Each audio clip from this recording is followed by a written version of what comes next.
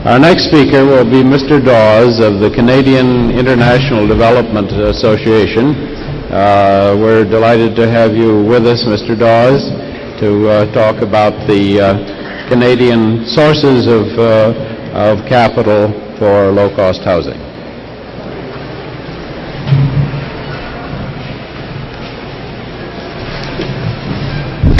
Ladies and gentlemen, I would like to focus more particularly on the criteria which I think should be established for the development of human settlement programs, housing in particular.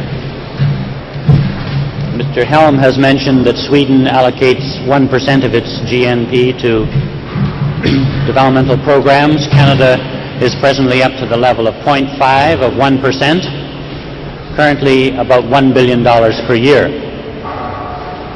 This is official development assistance and does not include anything from the private sector, and the funds go into direct bilateral programs with developing countries as well as through the UN agencies, and some monies in support of the non-governmental organizations, in particular such as CUSO, the Canadian University Service Overseas, and another one, CESO, the Canadian Executive Service for Canada.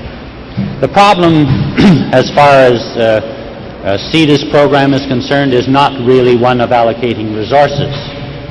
The money is certainly there. Statements are being made in the official conference across the Bay to indicate that monies will be made available for human settlement programs. The problem, however, is to raise the level of people's consciousness, politically and otherwise, so that they themselves will see what has to be done within their own countries, so that they themselves can develop the kind of programs which reflect new priorities.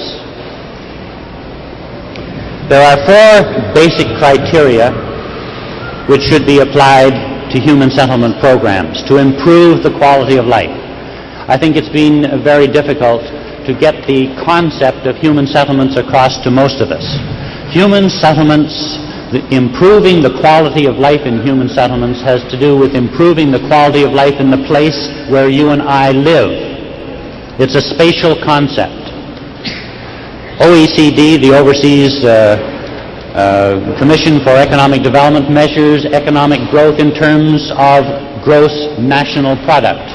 If I tell you that the gross national product of Bangladesh is somewhere under $100 per year, if you understand that to mean that the average person makes less than $100 per year, if we accept the fact that when we talk about averages, therefore there must be a large percentage of the population who are making an income much below $100 per year, $25, $30 per year, how can you conceive of improving the quality of life for people at that level unless you stop talking about averages in the GNP and you start talking about what is happening in their own communities?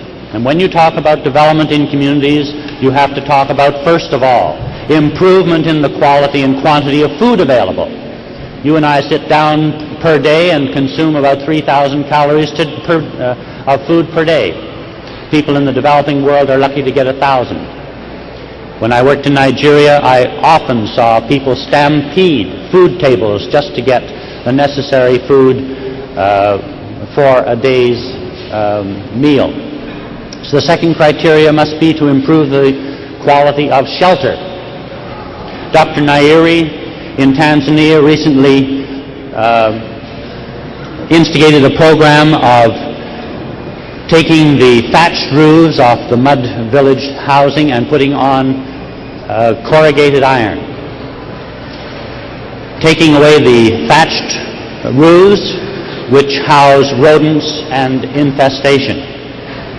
This is a major step forward for a country at that level of existence. If it's possible in the average African or Indian village to change a mud and dung floor to a concrete floor, this would be a major step upwards.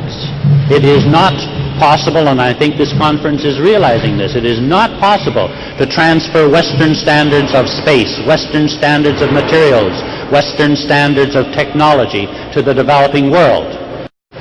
The conference across the water is definitely stating time and time again that housing standards, human settlement standards must be appropriate to the countries and to the regions. And you have to start from where they are. Even in Canada and the United States, we have to do the same thing. We have to start with programs at a much lower standard if we're going to meet the housing requirements of the majority of our people. So the third criteria must be that there must be an improvement in the quality of public health. And Canada, in its public statement, has said that we must become involved in programs for the provision of potable water, improved public health programs, waste disposal programs, and so on. These basic service programs must be instigated if people's health are to be improved. It's hard for us to realize that in Africa and India, with bad water, people are ingesting all kinds of diseases which grow in their bodies and which consume even the majority of food that they do consume. And if they've got an hour or two of available labor, that is about all the energy they have got to improve or to produce the food that they need.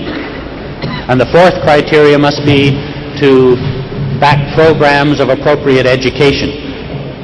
All of our aid programs, in all of our aid programs, certainly Canada, this is the case, we have supported educational programs in support of universities and advanced technical institutions, and very little has been done in the way of providing educational assistance for people at the lower levels.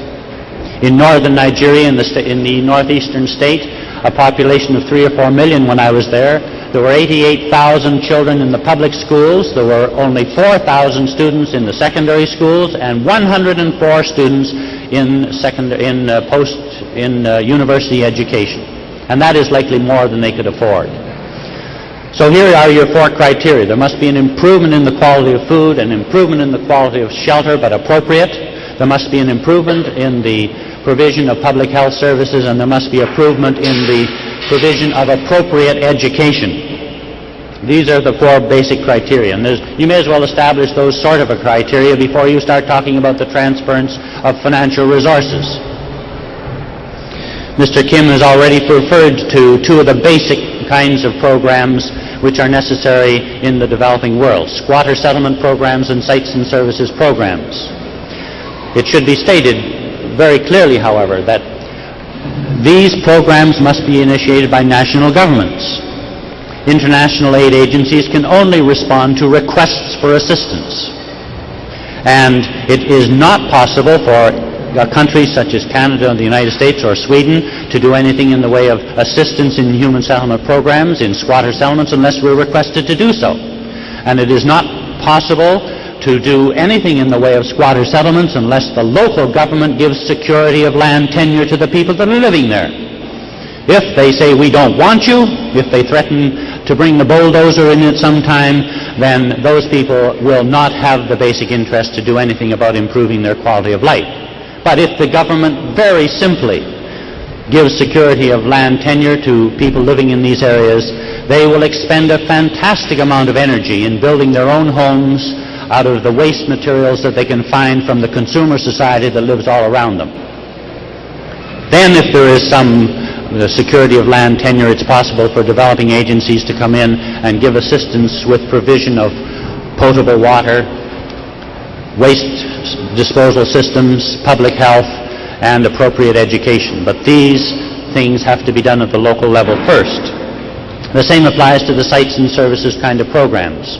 These are cooperative programs, a tremendous amount of energy generated from within the community where people can help themselves. There just never will be enough money in the world to build all the housing that is required for the urban settlements of the world.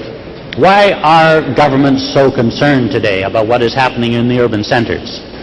Fantastic migrations of people from the rural areas where unemployment is sometimes as high as 50% into the major urban centers, and the politicians are worried not necessarily because the standard of living is so low, but because the threat of revolution will overthrow their governments if they don't do something to improve the quality of life in these areas. And this is what we have to realize.